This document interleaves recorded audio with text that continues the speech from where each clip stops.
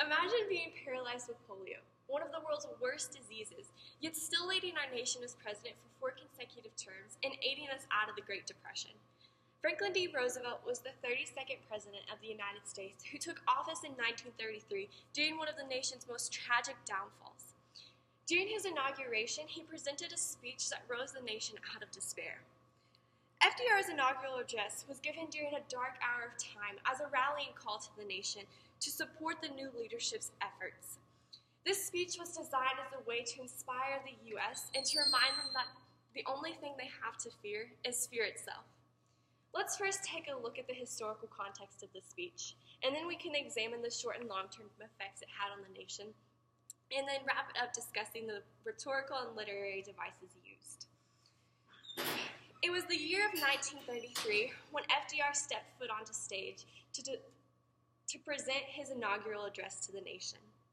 It was an attempt to share with the people his plan on delivering them from the Great Depression.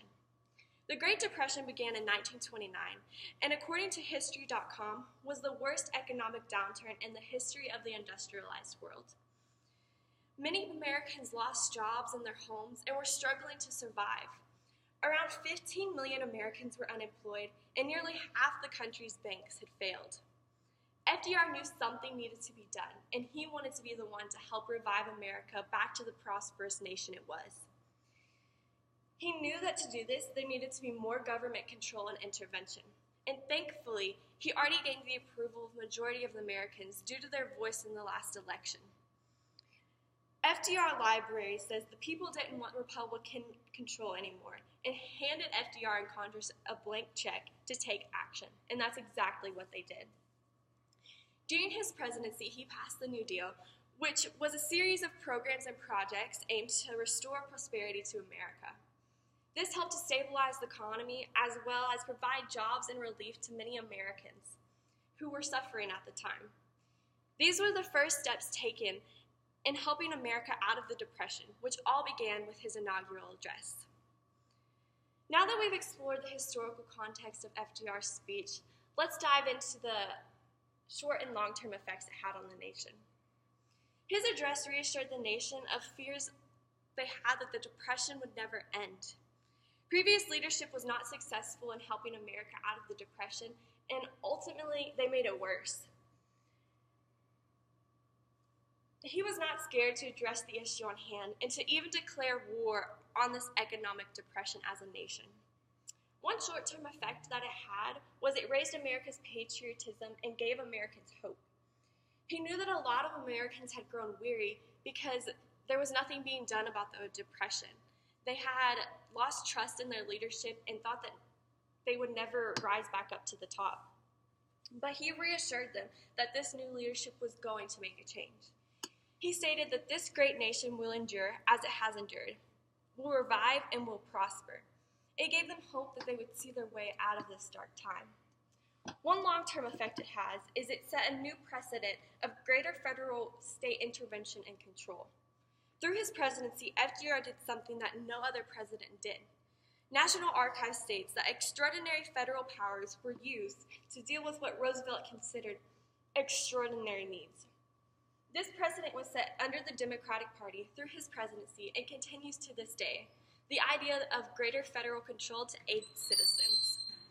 Now that we discussed the historical context and the effects of the speech, finally we will discuss the rhetorical and literary devices he used.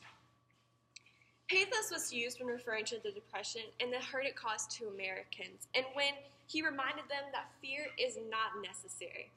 One example of this is when he stated, "Nameless unreasoning, unjustified terror, which paralyzes needed efforts to convert retreat into advance."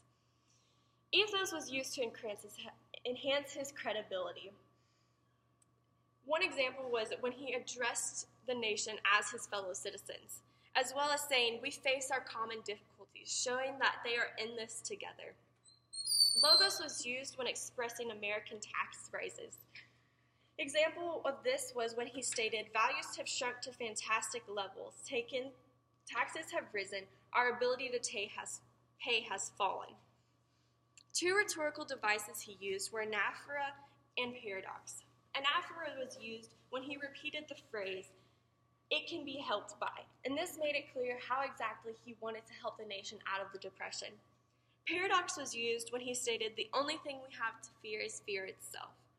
This was used to address the attitude of the nation at the time and to comfort the citizens to know that they should not fear of this depression and that they will get out of it together. Today we talked about one of the most iconic speeches given by a U.S. president. It was an address used to comfort a nation during a time where all hope was lost. We looked at this speech through the historical context, through the effects it had on the nation, and the rhetorical and literary devices he used to make it so inspiring. FDR's address stands as a memorable example of how to acknowledge the struggles of the nation during one of its darkest times and how to combat these issues together.